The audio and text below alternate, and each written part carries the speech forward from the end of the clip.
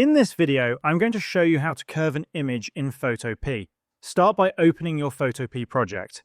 First, import the image you want to curve by clicking on the File option at the top left corner of your screen. Then select Open in Place. Choose your image from your device and click Open. You can adjust its placement on the canvas however you like. Once your image is in place, make sure the image layer is selected.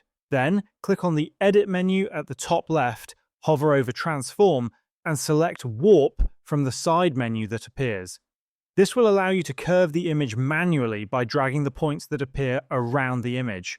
Alternatively, you can use predefined styles for faster results. At the top of the screen, locate the Style option.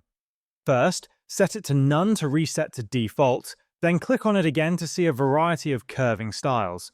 The most basic style is Arc. Selecting it will instantly curve your image.